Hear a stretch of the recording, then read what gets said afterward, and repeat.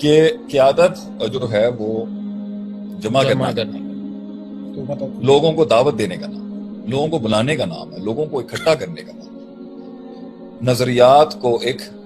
Plate form پہ جمع کرنے کا نام، ایک فورم کے اوپر مختلف مزاجوں کو جمع کرنے کا نام، مختلف برادریوں کو جمع کرنے کا نام۔ تو یہ کیسے ہو سکتا ہے کہ ایک انسان کہے کہ جی میں ایکسٹروورٹ نہیں ہوں، انٹروورٹ ہوں، نہ وہ اپنے تو کھینچنے کے لیے اس کو جذبات کا بھی جذبات نکالنے پڑیں گے، احساس نکالنا پڑے گا، نصیحتیں کرنی پڑیں گی، کلام کرنا پڑے گا، تقریریں کرنی پڑیں گی، اسے حالات میں سامنے آ کے لوگوں کے ساتھ منگل کرنا پڑے گا، سوشلائزنگ کرنی پڑے گی۔ یہ ساری مائنس کر دیں گے تو وہ پہلی ڈیفینیشن چیلنج ہو جائے گی آپ کی۔ جو شخص اپنے اندر ہی اپنے آپ میں رہے گا اور کہے گا نہیں بس میں دل سے پیار کرتا ہوں، قوم خود ہی سمجھ جائے کہ میرے دل میں کیا چل رہا ہے، اور اظہار خیال نہیں ہوگا اور اظہار بات نہیں ہوگا، یہ کیسے چل سکتا ہے؟ مطلب ہم اظہار نہیں کریں آپ سے محبت کا، ہم اظہار نہ کریں تو ہم یہ کیسے ہوگا؟ Leader has to be an extrovert. مشکل ہے کہ وہ سمجھا سکے کہ اسے پریشر کتنا ہے، اس کی سوچ کتنی ہے، کیا وہ چاہتا ہے اور کیا چل رہا ہے اور کیا معاملات ہیں۔ اور نبی صلی اللہ علیہ وسلم کہتے تھے نا لو تعلمون ما اعلم لضحکتم قلیلا ولبکیتم کثیرا، اگر تم وہ جان جاؤ جو میں جانتا ہوں تم رو کے زیادہ اور ہنسو گے کم۔ اس لیے آپ صلی اللہ علیہ وسلم کو جنتیں اور جہنم اوپر آسمانوں پر دکھایا گیا نا، تو اس کا بھی پریشر ایک نارمل آدمی تھوڑی کنٹین کر سکتا ہے۔ لیڈر ہمیشہ آگے ہوتا ہے۔ اسی طرح مدینے کے اندر ایک ٹھا کی آواز آئی، صحابہ سارے اس وقت بھاگے دیکھنے کے لیے، نئے نئے ہجرت کر کے آئے ہوئے تھے، guard on the sub. So when they saw Prophet صلی اللہ علیہ وسلم was coming, he was always ready۔ اس کا پریشر، اس کا جو فورکاسٹنگ ہے، اس کو جو تھریٹ انکاؤنٹر ہے، جو وہ نقصان وہ دیکھ سکتا ہے، جو معاملے وہ دیکھ سکتا ہے، جو میکروز کو وہ کور کر رہا ہوتا ہے، جو ویژن اس کی سمجھ ہے وہ کسی اور کی اس طرح نہیں ہو سکتی until and unless وہ اس لیول کا قائد تیار کر کے کھڑا کر دے۔ تو اس کا سب سے بڑا ہی ٹاسک یہ ہوتا ہے نا کہ وہ اپنا غم اتارے قوم کے اندر، اپنی مین کور بینچ کے اندر اپنا ویژن اتارتا ہے، اپنا ڈر اتارتا ہے، اپنا روب اتارتا ہے، اور اپنی سوچ اتارتا ہے، اس کی گہرائی اتارتا ہے، اپنی فکر اتارتا ہے، اپنے ڈیریویٹیوز اتارتا ہے، اپنے ایکسٹریکشنز اتارتا ہے، اپنے استنباطات اتارتا ہے، اپنی جو مشاہدات ہیں وہ اتارتا ہے، پھر ان کو انکلکیٹ کر کے طریقے سے ان کے اندر رکھتا ہے، اور جس طرح خود اس نے پلیسمنٹ بڑی صحیح رکھی ہوتی ہے نظریات کی اپنے، تو ان میں بھی اتارے۔ یہ بڑے چیلنجز ہیں، تو وہ بھی ریڈی نہیں ہوتے بہت سی چیزوں کے لیے، تو اس کی جنگ ہمیشہ تنہا ہوگی، بڑے عرصے تک وہ تنہائی میں رہتا ہے۔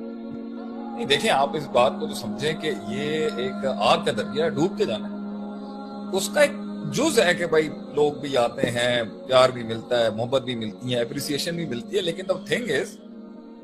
گولی بھی تو پہلے وہی کھائے گا، تکلیفیں بھی اس نے سب سے پہلے اٹھانی ہے، اور کتنے ڈاؤٹس اس کو آتے ہوں گے، اس کی مینٹل سٹرگل اور مینٹل فائٹ کتنی سٹرونگ ہے۔ تو یہ کہنا کہ کیا دوسری میں نے آپ سے کہا ہے نا کہ یہ حالات کے تحت جب انسان آتا ہے اور سنسیریٹی کے ساتھ آتا ہے اور اخلاص کے ساتھ آتا ہے اور درد کے ساتھ آتا ہے، تو اس کا مقصد کبھی بھی نہ فیم ہوتا ہے، نہ شہرت ہوتی ہے، نہ لوگوں میں چرچا ہوتا ہے، نہ یہ ہوتا۔ وہ ایک آدمی بھی ہوگا تو اس کو بھی اسی ویژن کو، اسی مقصد کو، اسی سوچ کو اتارنے کی کوشش کرے گا۔ تو بخاری کی ایک حدیث تھی، جب میں نے پڑھی اپنے استاد سے تو میں بہت ہل گیا کہ بعض انبیاء ایسے آئے، وَالنَّبِيُّ مَعَهُمْ رَجُلٌ وَرَجُلَانِ، کچھ انبیاء ایسے گزرے ہیں تاریخ میں جن کو صرف ایک آدمی ملا یا دو نے ان کی دعوت قبول۔ یہیں پہ کمر ٹوٹ جائے کہ ایک آدمی جو ہے وہ 200 سال 100 سال دعوت کا کام کر رہا ہے اور رسپانس نہیں ملے آگے سے، تو یہی کمر توڑ ہے بہت زیادہ۔ تو اس پہ تو نبی صلی اللہ علیہ وسلم نے دعا مانگی ہے نا، اللہم انی اعوذ بک من دعوۃ لا یستجاب لها ومن I seek refuge from you Allah that I do not get responded by the people۔ میں اس بات سے پناہ مانگتا ہوں کہ میری دعوت قبول نہ کی، میری آواز قبول نہ کی جائے۔ اس کے بعد جو ہے پھر حدیث میں آتا ہے وَالنَّبِيُّ لَيْسَ مَعَهُ أَحَدٌ، بعض انبیاء ایسے تھے جنہیں ایک بندہ نہیں ملا۔ اور کیا کہتے تھے نوح علیہ السلام کہ دعوت قومی لیلا و نہارا، اے اللہ میں نے صبح شام پکارا اپنی قوم، ولم یزد دعائی الا فرارا، ولم یزد دعائی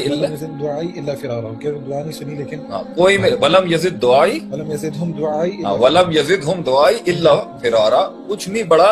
مگر وہ مجھ سے اور فرار ہوتے ہیں۔ تو یہ تو کم تکلیفیں تھوڑی ہیں، ہر قیادت کو تھوڑی مچھی لگ جاتی ہے، ہر قیادت کو تھوڑی فالوور سے ملتی ہے، مگر اس سے اس کی قیادت پہ نقص تھوڑی اٹھایا جا سکتا ہے۔ یہ تو اللہ کی دین ہے، کسی کو زیادہ ملتی ہے کسی کو کم ملتی ہے، لیکن قیادت کا جو درد ہے، جو تکلیف ہے،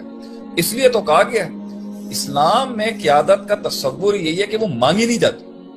یہی سوال بھی آیا ہوگا، اسلام میں جو قیادت کے ایتھکس ہیں، جو قیادت اور امامت کے آداب ہیں،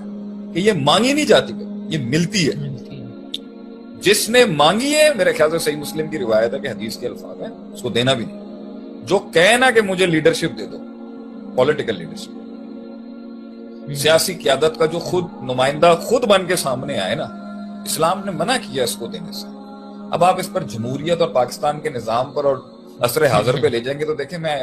ان حالات پر تو اس کو نہیں فٹ کرنا چاہوں گا اس ٹائم پہ، بہرحال لیکن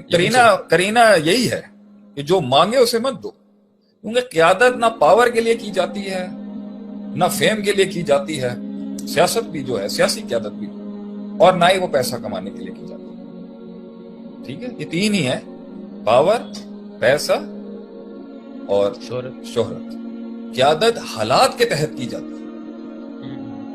ایک نظریے کے تحت کی جاتی ہے، ایک نیڈ کو ایڈریس کرنے کے لیے کی جاتی ہے، ایک درد کو ایڈریس کرنے کے لیے کی جاتی ہے، ایک معیار کو اچیو کرنے کے لیے کی جاتی ہے، ایک مقام کے حصول کے لیے کی جاتی ہے، ایک دور کو ادواروں میں بدلنے کے لیے کی جاتی ہے، ذرے کو پہاڑ بنانے کے لیے کی جاتی ہے، لمحوں کو لمحات میں بدلنے کے لیے کی جاتی ہے۔ قیادت تو ضروریات اور حاجات سے بڑھ کے روحانیت کو اچیو کرنے کے لیے کی جاتی ہے۔ یہ تو ہوتی ہی من جانب اللہ ہے، جسے مل جائے، اس لیے جسے ملے وہ اس سے پیچھے ہٹے، جس نے اس کو طلب کیا ہے۔ اسلام کے پرسپیکٹو میں اس کے نفس میں مرض ہے، جس نے قیادت کو طلب کیا ہے، اور یہ مرض تک لے جائے گی، کیونکہ تزکیہ نفس کا ایک بہت بڑا چیپٹر جو ہم پڑھتے تھے وہ تھا حب العلوف، the love of dominance، لوگوں کے اوپر اپنا غلبہ جمانے کا جو ایک، یہ اسے مرض القلب، یہ دل کی ایک غلیظ بیماریوں میں منافقت کی اور نفاق کی ایک ہے، کہ وہ چاہتا ہے کہ میں لوگوں کے اوپر چودھری بن، میرا لوگوں پہ ٹیکا ہو جائے، سب میرے نیچے آ جائے، میری رائے بھی سب پر مقدم کر دی جائے، میرا فتویٰ بھی سب پر مقدم کر دیا جائے، اور میرا علم بھی سب پر مقدر کر دیا جائے، اور میرا ڈنڈا بھی سب پہ مسلط کر دیا جائے۔ یہ بیماری ہے بہت بڑی، اسے تزکیہ نفس کے اندر مسلمانوں کے اماموں نے بہت ایڈریس کیا، حب العلو، the love of power and the love of power and dominance۔ اس سے تو پناہ مانگتے تھے بڑے لوگ، یہ اللہ ہمیں نہ ملے۔ لیکن اس لیے جب حضرت عمر رضی اللہ عنہ کو مل رہی تھی، حضرت عمر نے نبی صلی اللہ علیہ وسلم کا فوراً ابو بکر صدیق کو پوائنٹ کر دیا کہ آپ ان کو دے دیں، کیونکہ دے نیو کہ یہ کام، کیونکہ یہ انسان اپنے نفس کے لیے جب کرتا ہے نا، تو یہ تو اس پہ تو بربادی ہے انسان، کیونکہ یہ پیور ایک کاز کی سروس کے لیے کرتا ہے۔ لیکن لیڈرشپ کا ایک اور مزہ اٹھائیں گے، بری لیڈرشپ ہو یا اچھی لیڈر ہو، اگر اس کی ایک صفت یہ ہے کہ وہ جمع کر سکتا ہے، اس کی دوسری بڑی صفت ہے وہ قیادت کسی کاز کو سرو کرتا ہے۔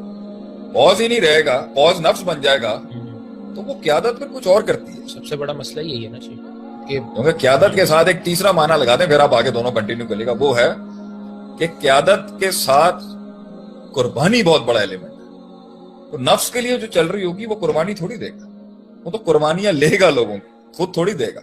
ایک کاز ہوتا ہے، ایک نظریہ ہوتا ہے جو ذات سے بڑا ہوتا ہے، جس کے بعد جا کے لوگ جو ہوتے ہیں نا وہ جان دیتے ہیں اس کے۔ تو یہ ہے میرا